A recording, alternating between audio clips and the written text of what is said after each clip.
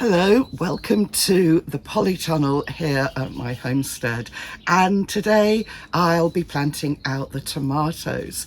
I've been spending time clearing the polytunnel and getting everything ready for this exciting moment, and I've also been sorting out my rather extensive tomato collection into categories that work for me. So I have tomatoes which are cherries, medium-sized tomatoes, plum tomatoes, beefsteak tomatoes, long-keeping tomatoes. These are ones that I won't be harvesting over the summer and autumn, to eat fresh or to preserve. These stay on the tomato plant. I cut off the truss and then they'll be hung in the kitchen and gradually used throughout the winter. They're really good for that. I've got two varieties that I've used before, Long Keeper and a Colga, and two new ones. One's called Hanging Prince and the other, which is a bit of an unfortunate name really, and the other one I've completely forgotten the name of, so I'll have to check the label. And there's also blight resistant tomatoes, and these are the ones that I'll be growing outside, not in the polytunnel. There's about 63 varieties of tomatoes, which is rather a lot, and that includes 3 which are grafted. All of these I grew from seed. The 3 grafted ones I got from Mr. Fothergill's, and they have special rootstock, so they've got extra vigour. So it's going to be really interesting seeing how they grow compared with the ones that I grew from seed.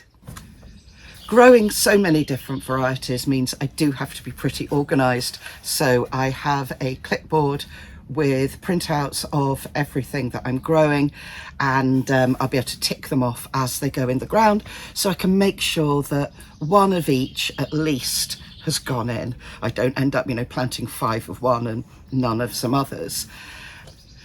I'll put the list at the end of this video as well, so you can have a look and wonder why on earth I'm growing so many. And actually the reason is partly I really like growing tomatoes, and I find it quite difficult to resist some of the really groovy ones, all the interesting colours.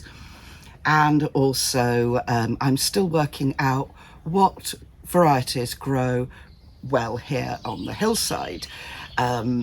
Last summer was pretty rubbish weather-wise, so it wasn't a good year for working out what works well. So I'm rather hoping this year's going to be lovely, and then next year probably get the list down to about 40, but I actually say that every year and I never quite manage it. I plant them out using a trowel and make a hole about the size of the root ball from the pot.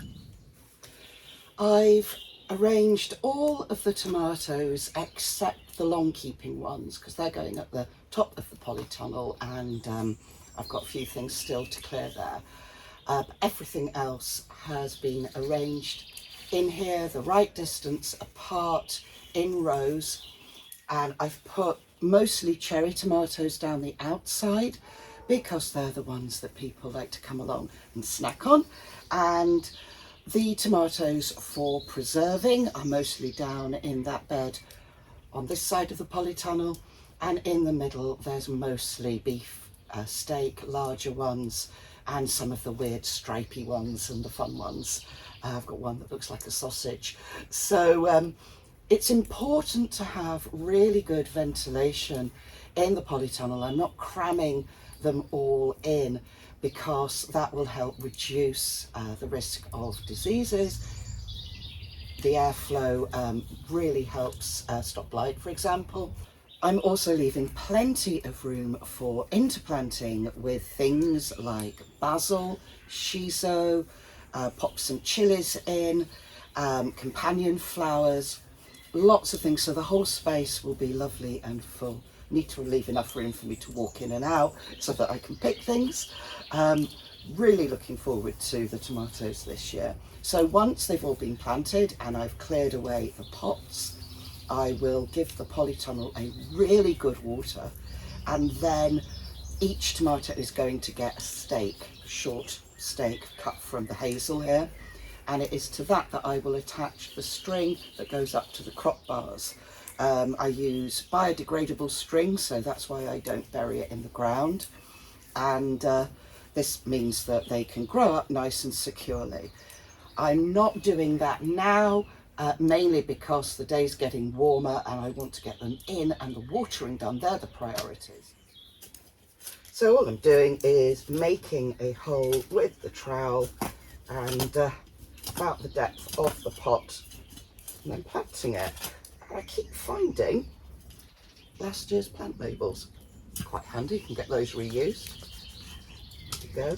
Now it's really important to label each tomato.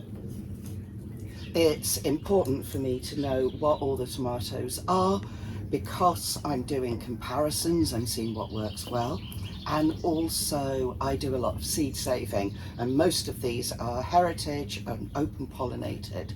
I've got a few F1 hybrids which obviously I don't save the seed from, but all the rest of them are very easy to save seed, so it's important that I know what each variety is. There are lots of different ways of tying up tomatoes. People have their own preferences. Some people like to make a little loop from string, put it round the tomato stem and tie that to the crop bars. I don't do that because I'm quite convinced I would break the tomato in half. So what I do mostly is put a stick next to the tomato. Now where I live, there's lots of hedgerows. I've got hazel and other woody plants that I can coppice, so sticks are easy to get hold of. An alternative that works well is a tent peg. So you tie the string to the loop part of the tent peg and pop that in the ground next to the tomato plant. I tie the string at the bottom of the stick and then would tie it to the crop bars up here. And then as the tomato grows, it's gently wiggled around the string and it grows beautifully supported. I'm not actually going to fasten it up now because it's still fairly early May, and if we get a cold night, which hopefully we won't, it's much easier for me to put crop protection such as fleece over the tomatoes when the strings are not tied up, because of course then it would be impossible to do that. So I'm going to leave it a bit longer, which is fine because these tomatoes are very small. I use natural fibre string. This one is made from wool. I also have cotton string, hemp string, anything as long as it's biodegradable.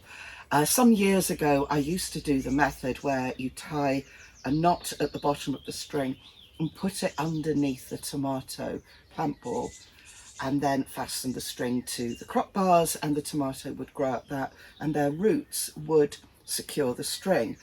But it doesn't really work that well with natural fibres, so I use this method. Some years ago I used to use baler twine. This is actually a piece that came in with the sheep dags. And you know, that is one that you can use underneath tomatoes because it's plastic. However, I since learned that baler twine sheds microplastics, and there are plenty of microplastics out there at the moment without adding more to my polytunnel, so I stopped using it. I am very much looking forward to tasting the first tomatoes from the homestead this year. It's a great sense of anticipation and I'm being optimistic for a bumper harvest. I haven't put the outdoor tomatoes out yet. These are blight resistant varieties. The nights are still a little bit cool. I'm keeping an eye on the weather forecast, but they'll be out fairly soon. And when they do go out, they get a much bigger stick. I obviously don't grow those up as string because I haven't worked out yet how to tie string to the sky. If you have any questions about growing tomatoes in a polytunnel or greenhouse, or indeed outside, please feel free to ask in the comments. I read all of them. And please consider liking this video if you do, and following my channel, and also ringing the bell, which means that you'll get notifications when I produce more videos. Thank you.